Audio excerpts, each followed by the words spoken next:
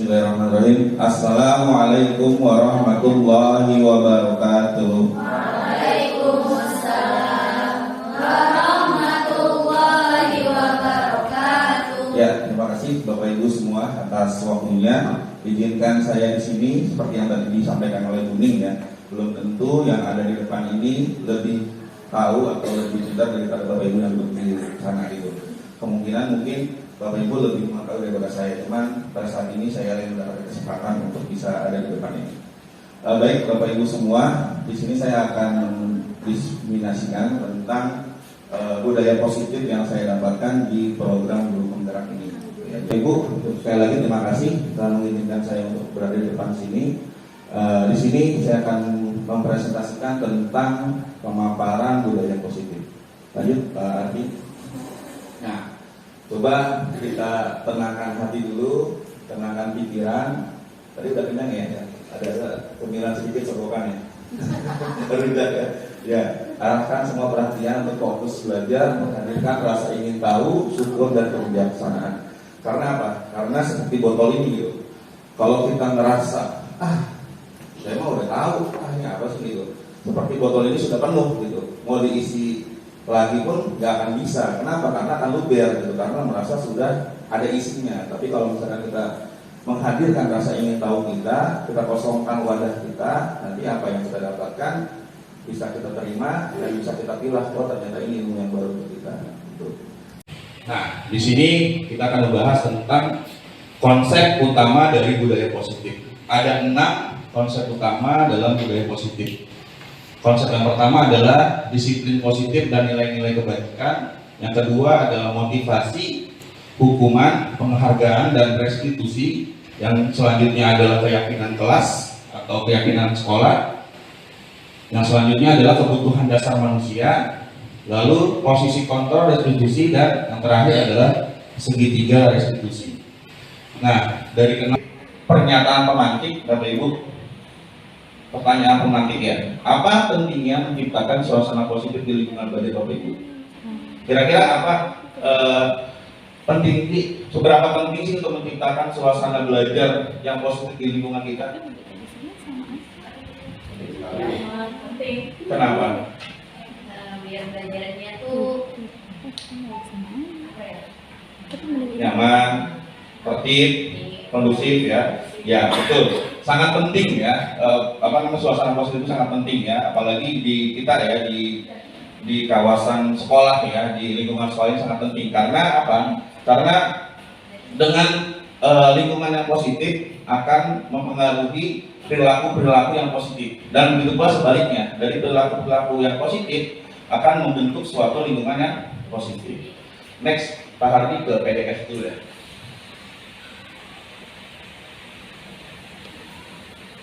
Nah, ini sebagai refleksi kita ya. Coba mungkin Bapak Ibu bisa melihat di sini ya. Bisa Bapak Ibu mengepalkan salah satu tangan Bapak Ibu ya. Boleh berpasangan, ini mainnya berpasangan ya. Ya. Salah satu aja, yang satu ngepelin ya. Jadi salah satu mengepalkan tangannya dengan sekuat-kuatnya. Belum ya, punya pasangan. dengan sekuat-kuatnya. Lalu tugas Bapak Ibu yang lain itu merayu, mengancam, ya bahkan mengkritik atau menggoda temannya untuk melepaskan genggamannya. Ayo, coba 1 menit. Ya, coba satu orang yang menggenggam, terus satu orang itu merayu, membujuk, mengancam dan lain-lain.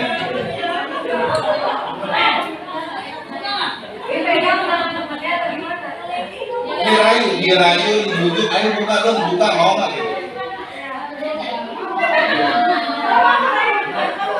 Nah, kalau udah boleh berbalik ya, boleh kebalikan. Boleh dibikin atau apa gitu kan.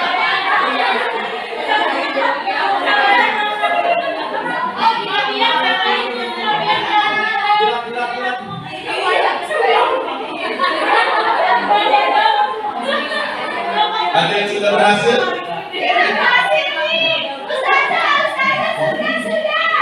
Ya. Oke.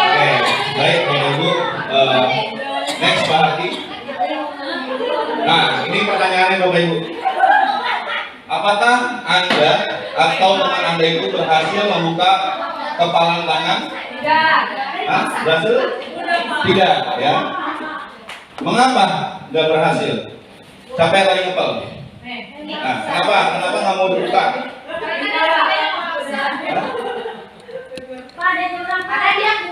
Karena kuat, betul. Apa lagi? Kurang kuat godaannya, betul. Tidak ada alasan untuk membuka. Oke, itu ada jawabannya ya. Nah, selanjutnya, apakah Anda dan teman Anda menutup kepala tangan Anda? Betul ya, tadi kita udah ya. Dalam kegiatan ini sesungguhnya siapa sih yang memegang kontrol atau kendali untuk membuka atau menutup? Diri sendiri. Nah, itu kata kuncinya Bapak Ibu. Next lagi satu lagi. Balik lagi ke PPT ya. Betul Bapak Ibu. Jadi yang menjadi kontrol diri kita itu adalah diri kita sendiri. Nah, ini yang nanti ini sebagai pembuka Bapak Ibu cakrawala ya, biar kita nanti tahu oh ternyata bintang reward dan lain-lain. Nah, nanti akan nyambung ke situ Bapak Ibu ya, biar Bapak Ibu juga memahami bahwasanya pengaruh dari internal itu yang sesungguhnya yang harus kita tanamkan. Nah, ini Bapak Ibu, budaya positif. Budaya positif adalah nilai-nilai, keyakinan-keyakinan dan kebiasaan-kebiasaan di sekolah yang berpihak kepada murid agar murid dapat berkembang menjadi pribadi yang kritis, penuh hormat dan bertanggung jawab. Next Pak Hadi. Nah, disiplin positif. Disiplin positif ini adalah merupakan suatu cara penerapan disiplin tanpa kekerasan dan ancaman yang dalam prakteknya melibatkan komunitas tentang perilaku yang efektif antara guru dan murid. Dalam penerapan disiplin positif ini, murid diajarkan untuk memahami konsekuensi dari perilaku mereka. Selain itu, disiplin positif juga mengajarkan murid tentang bertanggung jawab serta rasa hormat dalam berinteraksi dengan lingkungannya. Jadi, disiplin positif itu merupakan salah satu cara penerapan disiplin yang bertujuan untuk menumbuhkan kesadaran serta memberdayakan murid untuk melakukan suatu tanpa sogokan, tanpa ancaman maupun hukuman. Seperti yang tadi Bapak Ibu sudah praktekkan kan, disogok, dikritiki, tetap kalau Bapak Ibu nggak mau, tetap aja nggak bakalan bisa terbuka ya. Sama kayak murid kita. Kenapa? Jangan terlambat ya. Tapi kalau dari dirinya belum bisa berubah, cuma diancam ya pasti nggak akan terulang lagi gitu kan. Nah, ini disiplin positif menurut Stephen Covey ya. Nah, beliau menyatakan bahwa bila kita ingin membuat kemajuan perlahan, sedikit-sedikit ubahlah sikap atau perilaku kita. Namun, bila kita ingin memperbaiki cara-cara utama kita, maka kita perlu mengubah kerangka acuan kita. Ubahlah bagaimana kita melihat dunia, bagaimana kita berpikir tentang manusia. Ubahlah paradigma kita, skema pemahaman dan penjelasan aspek-aspek tertentu tentang realitas. Ya, next Pak Ardi. Nah, pasti Bapak Ibu kenal ya tentang slogan ini ya. Ini adalah Ki Hajar Dewantara ya, Bapak Pendidikan Republik Indonesia yang terkenal dengan 3 slogannya, yaitu Ingarso Suntolodo, Ing Madya Manungkaso, dan yang terakhir adalah Handayani ya. Ingarso Suntolodo apa? Ya, di depan sebagai memberikan contoh teladan yang baik, di tengah-tengah memberikan semangat ya, dan yang terakhir adalah jika di belakang kita memberikan dorongan yang kuat. Dorongan ya, bukan jorokan. Mendorong tapi disupport, jangan didorong tapi ditinggalin ya. Next. Nah, makna kata disiplin. Nah, ini makna kata disiplin menurut KHD ya. Biasa kita singkatnya dengan KHD, Ki Hajar Dewantara. Beliau mengatakan bahwa di mana ada kemerdekaan, disitulah harus ada disiplin yang kuat.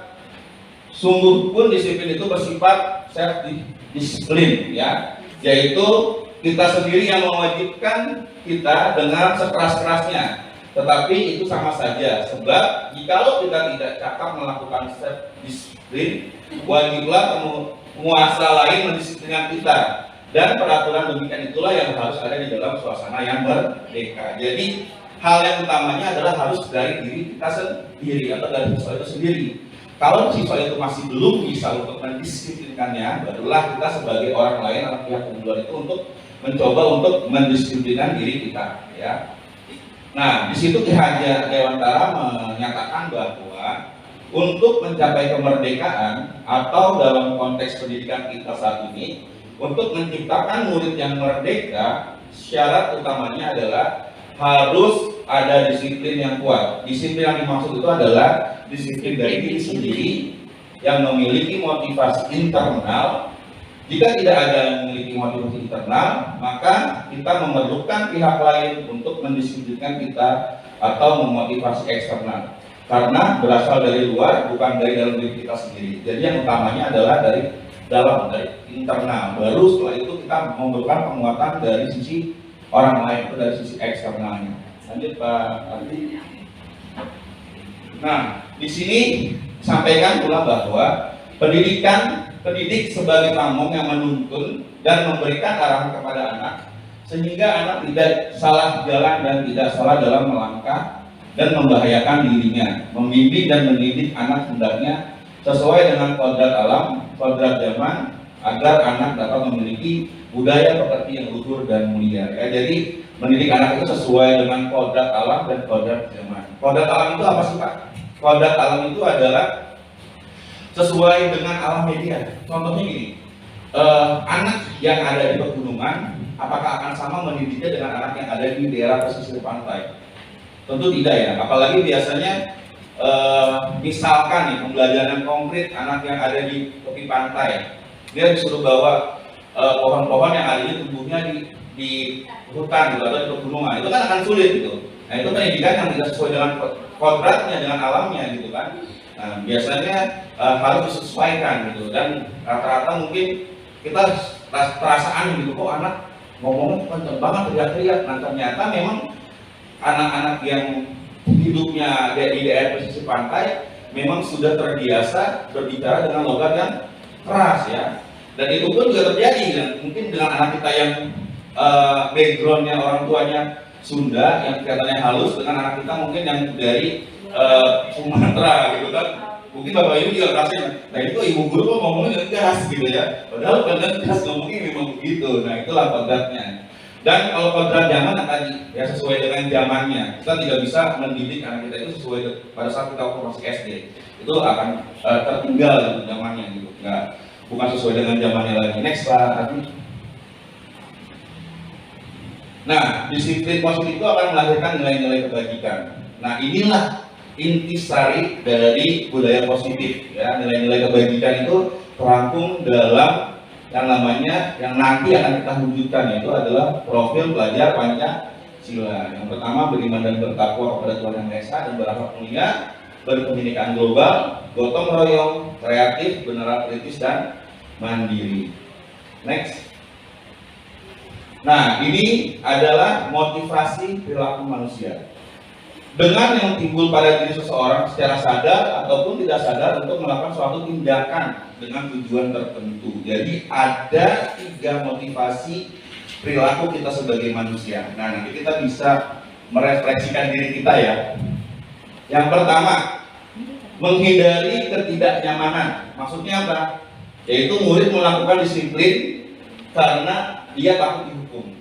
Nah, ini motivasi yang pertama nih. Mungkin ada rujukan ini rajin banget ya, tapi ternyata motivasinya bukan karena apa-apa, tapi karena takut dihukum ya. Ini berbalik juga ke kita gitu ya. Kita kira kita datang selalu pagi itu karena memang motivasi sendiri, wah takut gaji dipotong atau gimana gitu kan. Yang kedua adalah mendapatkan imbalan, atau penghargaan dari orang lain ya. Murid melakukan disiplin dari diri karena ia ingin mendapatkan imbalan atau penghargaan ya. Misalkan yang datang pagi dapat reward, silakan tempel. Nah, kasihan yang mungkin dia harus, orang tuanya punya anak 3 dan dia diantarin terakhir, walaupun udah datang pagi tetap datangnya sampai sekolah siang. Nah, di situ bukannya salah ya, saya tidak menyalahkan Bapak Ibu memberikan reward ya. Nanti kita bisa diskusi bareng-bareng. Tapi di sini kita ada nanti namanya restitusi segitiga ya, segitiga restitusi. Nanti di situ kita harus ada langkah-langkah di mana kita harus tahu nih apa sih yang menyebabkan itu, dan baru kita gali dan baru kita selesaikan bersama-sama. Dan yang ketiga adalah nih, menghargai nilai-nilai kebajikan diri sendiri. Nah inilah yang intinya adalah murid melakukan disiplin kesadaran karena ia sadar akan nilai kebajikan dirinya sendiri. Next Pak. Nah ini kebutuhan dasar manusia ya. Ini kebutuhan dasar kita semua. Kebutuhan bertahan hidup, kebutuhan kasih sayang dan rasa diterima. Nah ini yang sering kita lupakan ya Bapak Ibu, terutama ke anak-anak. Penguasaan, kebebasan dan kesenangan. Next Pak. Nah ini ada sebuah kasus. Ini ada Bu Anas. Nah ini juga mungkin kita alami juga ya Bapak Ibu ya. Ada Bu Ana, guru kelas 2 SD, dia mendapatkan masalah, murid-muridnya itu tidak tertib, berdiri antri di depan pintu kelas, dan selalu berebutan masuk ke dalam kelas setelah jam istirahat selesai. Berebutan masuk ke kelasnya. Nah ini tentunya sangat mengganggu proses pembelajaran di mana kelas tidak dapat mulai tepat waktu karena Ibu Ana sibuk mengenalkan murid-muridnya untuk waktu yang cukup lama. Akhirnya Bu Anas berpikir tepat dan mengandalkan stiker bintang. Ya. Setiap murid-murid yang akan masuk kelas, usai jam istirahat, Bu Anas akan mengiming-imingi murid-muridnya dengan stiker bintang. Siapa yang dapat berdiri lurus dan berbaris rapi antri di depan pintu dapat bintang dari Bu Anas. Sebagian besar murid-muridnya menyambut tantangan tersebut dan langsung berdiri rapi di depan pintu agar mendapatkan stiker bintang. Hal ini terus dilakukan Bu Anas selama beberapa minggu. Nah, karena cukup berhasil, membuat murid-murid berdiri rapi antri di depan pintu. Sampai pada suatu waktu, nah Bu Anas itu terlalu sakit. Nah, dan terpaksa digantikan oleh Pak Anto. Oh, Pak Heru ya. Pak Heru tidak mengetahui tentang stiker bintang dan benar saja pada saat masuk ke dalam kelas usai jam istirahat, murid-murid kelas 2 kembali berebutan masuk ke dalam kelas. Nah, apa yang terjadi? Mengapa? Kira-kira gimana pendapat Bapak Ibu?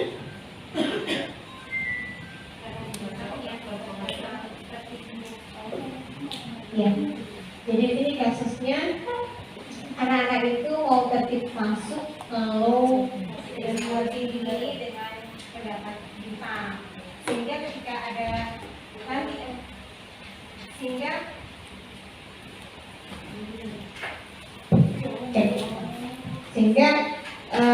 ketika ada yang menggantikan maka terulang kembali karena yang itu tadi aku nggak dapat bintang juga gitu ya. Jadi karena itu tadi apa janjinya untuk dapat bintang itu yang mengakibatkan akhirnya ya tidak berjalan untuk ketertiban rapi ketika masuk kelas. Baik, terima kasih Bu Nining. Ya, betul hal yang saya sampaikan Bu Nining. Jadi, nah, kadang kita lupa nih, ketika kita sudah mensiasati dengan reward bintang, tapi kita lupa untuk menanamkan nilai-nilai dasarnya itu apa sih? Kenapa? Itu kan awal kita itu kan untuk memancing ya, atau mengajarkan mereka untuk keterbiasaan mereka untuk antri atau tertib. Tapi kadang-kadang, wah udah enak, jadi kita kasih terus, tapi kita lupa untuk nah, sebetulnya antri itu adalah budaya yang harus kita miliki gitu. Karena apa?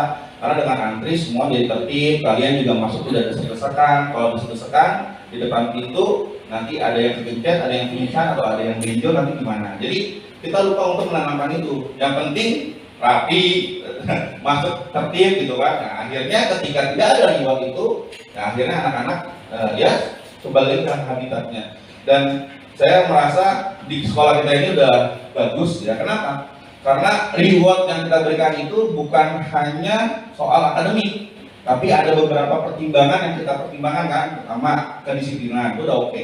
Terus kedua, tentang ta'zim dan hormat terhadap guru. Yang ketiga baru soal akademik dan soal-soal yang lain ya, tentang berpakaian dan segala macam. Nah itu kan tidak hanya diambil dari satu unsur saja, tapi dari beberapa unsur, ya kan. Dan peluang untuk semua anak mendapatkan itu kurang besar. Ya kalau misalkan akademik, mohon maaf, mungkin anak-anak yang akademiknya kurang, itu peluang untuk mendapatkannya agak tertutup. Ya sejauh ini saya lihat Anak-anak yang mendapatkan reward pun juga bukan anak-anak yang akademiknya bagus, tapi juga ada yang biasa saja, bahkan ada yang di bawah gitu. Tapi dia karena kedisiplinan, karena dia hormat dan taat kepada guru dan bapak ibu semua senang, dan akhirnya anak itu bisa mendapatkan reward, itu sangat baik sekali. Next. Nah, ini latihan bapak ibu ini juga saya juga masa sih, ya. Tapi ya ini ada teori gitu ya, dihukum oleh penghargaan. Saat kita berulang kali menjanjikan hadiah kepada anak-anak agar berlaku bertanggung jawab, atau kepada seseorang murid agar mempelajari sesuatu yang baru, atau kepada seorang karyawan agar melakukan pekerjaan yang berkualitas, kita sedang berasumsi mereka tidak dapat melakukannya, atau mereka tidak akan memilih untuk melakukannya. Jadi dia melakukannya itu hanya karena penghargaan. Tapi kalau nggak ada penghargaan, ngapain nggak ada penghargaannya gitu kan? Nah, alihkan penghargaan untuk melakukan sesuatu yang baik, maka selain kita senantiasa berharap mendapatkan penghargaan tersebut, lagi kita pun menjadi tidak menyadari tindakan baik yang kita lakukan. Jadi kita merasa tindakan itu biasa aja gitu. Sedangkan misalkan dia datang pagi itu kan sangat tindakan yang bagus ya, cuman karena dia ngelakuinnya karena motivasinya karena reward, karena bintang dan lain-lain, jadi dia merasa itu adalah hal yang biasa aja, itu bukan hal yang luar biasa. Next. Sebagai seorang guru, ketika murid Anda melakukan kesalahan, tindakan mana yang Anda lakukan? Menunjukkan kesalahannya dan meminta melihat kesalahan yang baik-baik, mengatakan kamu seharusnya tahu bagaimana kamu seharusnya bertindak, mengingatkan murid Anda akan kesalahan yang sama di waktu sebelumnya, bertanya padanya kenapa kamu melakukan sesuatu yang seharusnya tidak kamu lakukan, mengkritik dan mendiamkannya. Kira-kira yang mana? Mengatakan kamu seharusnya tidak bagaimana? Itu. Oh, bertanya kepadanya kenapa kamu melakukan sesuatu? Ya, betul. Ya, kita bertanya kenapa bisa hal itu terjadi pada mereka. Next, aja. Nah ini 5 posisi kontrol restitusi. Ya, kita sebagai penghukum, atau kita sebagai pemantau, atau kita sebagai pembuat masalahnya, atau kita sebagai manajer, atau kita sebagai temannya mereka. Ya, jadi ini 5 kontrol restitusi. Ya, kita bisa sebagai seorang penghukum yang memberikan hukuman, atau pemantau yang melihat tingkah lakunya mereka, atau sebagai pembuat masalahnya justru. Ya, atau sebagai manajer, atau sebagai teman yang menasehati dan memberitahukan kebaikan kepada dia. Next. Ini contoh penerapan posisi kontrol restitusi. Sebagai penghukum, patuhi aturan sekolah, lalu berdiri di depan kelas. Itu dia menghukum. Sebagai pembuat masalah ya tadi, berarti berapa kali ibu harus memberitahu kamu bahwa bu guru kecewa sama kamu. Jadi dia meluapkan kecewaannya. Sebagai teman, tadi mendorong, ayolah, yang tertib dong, buat bu guru bangga. Jadi mempunyai kedekatan gitu loh ya sama anaknya. Ayo bilang seperti ini, ibu yakin kamu pasti bisa dan lain-lain ya. Sebagai pemantau, kamu sudah melanggar apa aturan dan harus menjalankan konsekuensinya. Nah, untuk sebagai manajer, apakah kamu tahu kesalahanmu? Kira-kira bagaimana kamu akan memperbaikinya ya? Seperti seorang atasan kepada bawahannya lah ya. Gimana kalau seorang itu melakukan kesalahan? Next. Nah, ini yang disebut dengan segitiga restitusi ya. Jadi yang pertama adalah validasi tindakan yang salah, memvalidasi gitu. Tindakan yang kamu lakukan ini salah atau tidak menurut kalian. Nah, setelah itu menanyakan, kalian tahu nggak apa sih keyakinan kelas yang sudah kita sepakati? Nah, dari situ nanti kita tahu tuh, oh iya harusnya misalkan ya tidak mencontek. Iya bu, saya melakukan kesalahan tidak mencontek karena ketika ulangan. Nah, kita menanyakan keyakinan. Kamu tahu nggak kesepakatan atau keyakinan kelas yang sudah kita buat? Ya, salah satunya adalah tidak mencontek ketika ulangan. Nah, baru setelah itu, nah menurut kamu setelah kamu melakukan seperti ini, apa yang harus kamu lakukan? Nah, ini adalah segitiga restitusi yang harus dilakukan. Ya, menanyakan validasi tindakan kesalahan, menanyakan keyakinan, dan yang terakhir adalah stabilitas identitas. Next, lagi. Baik. Yang tadi udah ya, lanjut aja. Berarti juga tadi udah. Nah, hal-hal yang boleh diperhatikan dalam segitiga sisi. Yang pertama, perilaku yang salah perlu dikaitkan dengan nilai-nilai keyakinan yang telah disepakati. Jadi kesepakatan atau keyakinan kelas yang kita sepakati nanti itu harus mencakup secara universal atau umum, ya. Jangan sampai nanti anak itu melakukan kesalahan, oh iya ya, tapi di kesepakatan kelas tidak ada nih. Jadi Bapak Ibu bingung mau mengembalikan ke kesepakatan kelas yang mana. Jadi dibuat kesepakatan kelas itu yang memang nanti khawatir anak-anak akan melakukan hal seperti ini. Jadi ketika nanti dia melakukan hal itu, ayo kira-kira yang tadi kamu lakukan itu sesuai nggak dengan kesepakatan kelas yang kita buat, seperti itu. Yang kedua, kesediaan orang yang melakukan kesalahan untuk memperbaiki masalah. Yang ketiga, memecahkan masalah sebisa mungkin relevan atau memiliki hubungan dengan masalah yang ada. Dan yang keempat, perlu adanya suatu usaha perbaikan dari pihak yang berbuat kesalahan. Dan yang terakhir, perlu didedikasikan waktu dari pihak yang berbuat kesalahan. Tanyakan kapan akan mulai berlaku usaha untuk memperbaiki masalahnya. Next. Nah, restitusi tidak menyarankan guru bicara ke murid bahwa melanggar aturan adalah sikap yang baik. Tetapi dalam restitusi, guru harus memahami alasannya. Nah, ini kata kuncinya ya. Harus memahami dulu alasannya dan paham bahwa setiap orang pasti akan melakukan yang terbaik di waktu tertentu. Ya, jadi kita yakin gitu anak-anak itu sebenarnya nanti akan bisa berperilaku yang baik di waktu yang tertentu. Sebuah pelanggaran aturan seringkali memenuhi kebutuhan anak akan penguasaan power, walaupun seringkali bertabrakan dengan kebutuhan yang lain, yaitu kebutuhan akan kasih sayang dan rasa diterima atau love and knowing. Kalau kita tolak anak yang sedang berbuat salah, dia akan tetap menjadi bagian dari masalah. Namun, bila kita memahami alasannya melakukan sesuatu, maka dia akan merasa dipahami. Jadi kadang-kadang, kebanyakan mungkin ya, anak yang melakukan masalah ini adalah anak yang mereka memang kurang diterima atau merasa kurang kasih sayang. Jadi mereka itu, bahasa kita itu caper ya, dari perhatian gimana caranya biar itu diperhatikan. Nah, itu dengan cara-cara yang tadi tingkah-tingkahnya yang konyol-konyol. Next. Nah, ini adalah 3 keyakinan kelas ya, contoh keyakinan kelas. Keyakinan kelas itu harus kita buat, tadi saya bilang harus lebih abstrak dari peraturan. Ya, jadi harus lebih jelas, harus lebih nyata. Yang kedua berupa pernyataan universal, ya, jadi harus yang universal, yang umum, dibuat dalam bentuk yang positif, sedikit saja agar mudah diingat, sesuai dengan kondisi kelas dan sekolah agar mudah diterapkan. Semua warga kelas atau sekolah dilibatkan dalam menyusun. Nah ini, jadi jangan kita buat nih anak-anak baca peraturan kelasnya ini, nanti sepakatnya kurang tepat gitu ya. Yang harusnya kita tulis nih keyakinan kelas 4 apa gitu kan.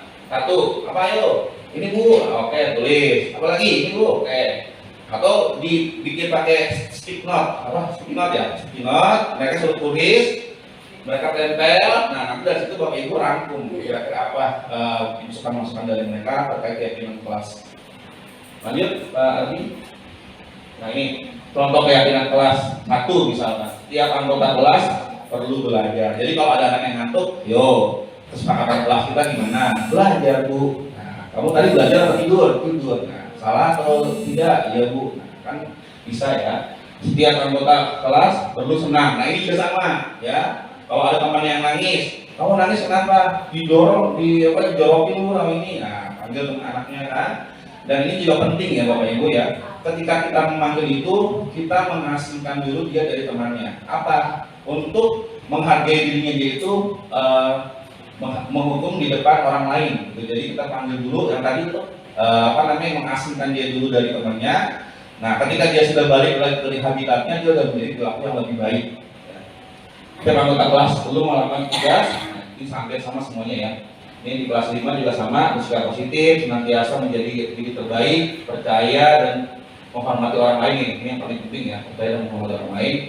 Next. Ya, baik, cukup sekian Bapak Ibu presentasi dari saya. Lebih kurangnya saya mohon maaf jika ada kesalahan, karena kesempurnaan hanya milik Allah Subhanahu wa taala, dan kesalahan serta khilafan ada dalam diri saya sendiri. Mudah-mudahan kita semua bisa saling belajar dan bisa lebih baik lagi untuk mendidik putra-putri kita di SD Muhammadiyah 1 Jakarta. Wabillahi taufiq wal hidayah. Wassalamualaikum warahmatullahi wabarakatuh.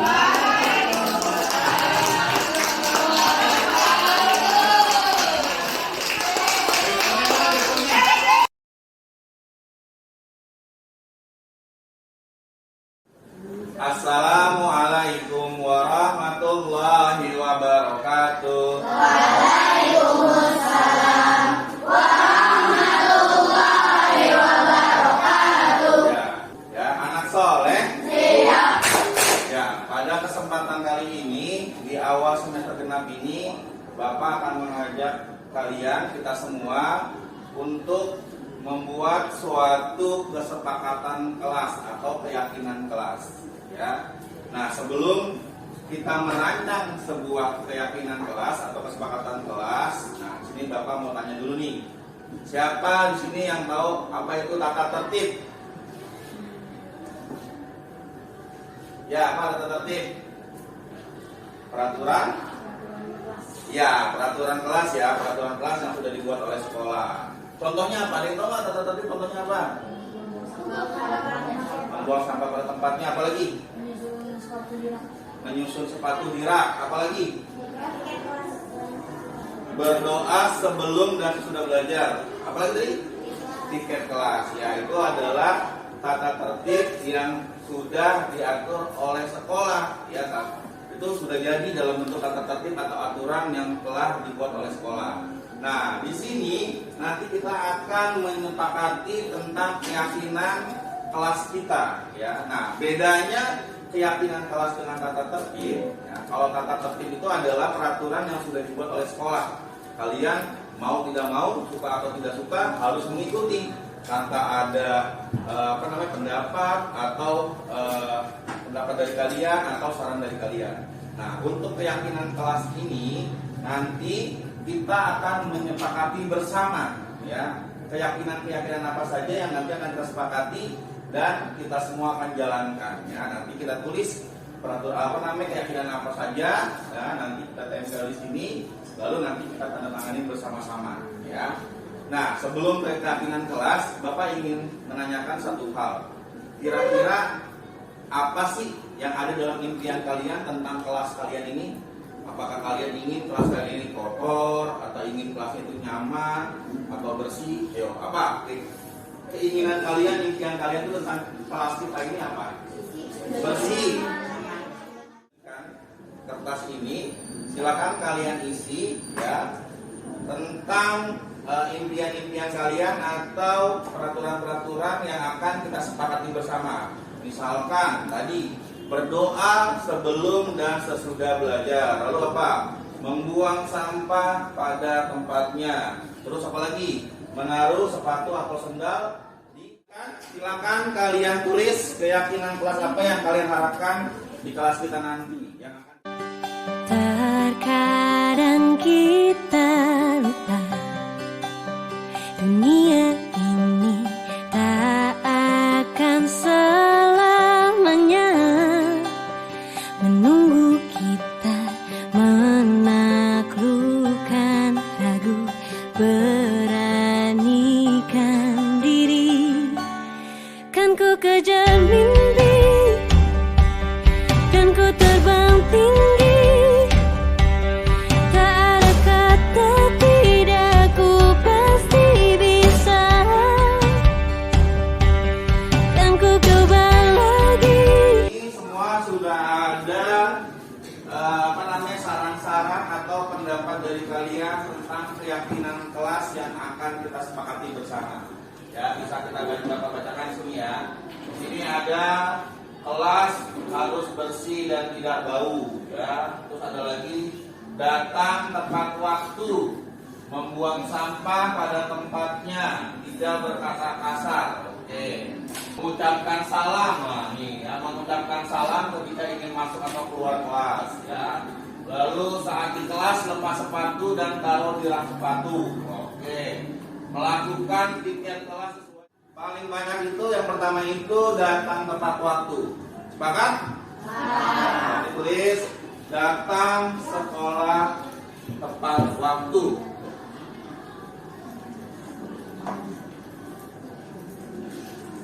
Datang sekolah tepat waktu? Tepat, ya. Nomor 2 tadi Bapak lihat itu bagus itu mengucapkan salam, ya. Tadi mana? Mengucapkan salam saat masuk dan keluar kelas. Sepakat? Banyak tentang kebersihan sama piket ya, berarti kita ambil ya jalan solusinya, yaitu menjalankan piket sesuai dengan jadwal piket. Sepakat?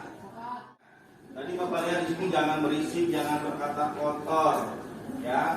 Berarti berbicara dengan bahasa yang sopan dan baik, ya. Sepakat? Ada menaruh sepatu, menaruh sendal, ya. Nah, berarti menaruh sepatu di rak sepatu, ya. Tadi ada kelasnya biar wangi, nggak bau, tidak berisik, ya. Berarti apa yang kita sepakati? Ya, apa yang kita sepakati? Tidak berisik, biar berarti apa? Membuat suasana kelas tertib dan kondusif. Jadi nggak berisik, nggak main bola. Kira-kira apa yuk? Kalau mau belajar kita harus apa? Iya, jangan lupa ya. Setelah terakhir, berdoa sebelum dan sesudah. Datang sekolah tepat waktu. Sepakat? Mengucapkan salam ketika masuk dan keluar kelas. Sepakat? Menjalankan piket sesuai dengan jadwal. Sepakat? Nah, berbicara dengan bahasa yang sopan dan baik. Sepakat? Menaruh sepatu di rak sepatu. Sepakat? Membuat suasana kelas kondusif dan nyaman. Sepakat? Dan yang terakhir, berdoa sebelum dan sesudah belajar. Sepakat? Nah, oke, kalau sudah sepakat, inilah 7 keyakinan kelas yang sama-sama kita buat bersama ya. Jadi ini bukan sekolah yang buat, tapi kesepakatan. Kelas 6A. Keyakinan kelas 6A. 1. Datang sekolah tepat waktu. 1. Datang sekolah tepat waktu. 2. Mengucapkan salam ketika masuk dan keluar kelas. 2. Mengucapkan salam ketika masuk dan keluar kelas. 3. Menjalankan piket sesuai dengan jadwal piket. 3. Menjalankan piket sesuai jadwal piket. 4. Berbicara dengan bahasa sopan dan baik. 4. Berbicara dengan bahasa sopan dan baik. 5. Menaruh sepatu di rak sepatu. 5. Menaruh sepatu di rak sepatu. 6. Membuat suasana kelas kondusif dan nyaman. 6. Membuat suasana kelas kondusif dan nyaman. 7. Berdoa sebelum dan sesudah belajar. 7. Berdoa sebelum dan sesudah belajar. Sepakat semuanya? Sekali lagi sepakat semuanya? Oke, tepuk tangan untuk kita semua. Bisa, bisa, bisa.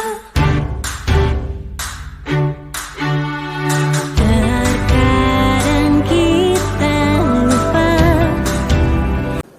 Assalamualaikum warahmatullahi wabarakatuh. Waalaikumsalam warahmatullahi wabarakatuh. Ya, anak soleh. Siap. Ya, pada kesempatan kali ini di awal semester genap ini, Bapak akan mengajak kalian, kita semua, untuk membuat suatu kesepakatan kelas atau keyakinan kelas. Ya, nah sebelum kita merancang sebuah keyakinan kelas atau kesepakatan kelas, nah sini Bapak mau tanya dulu nih, siapa di sini yang tahu apa itu tata tertib? Ya, apa tata tertib?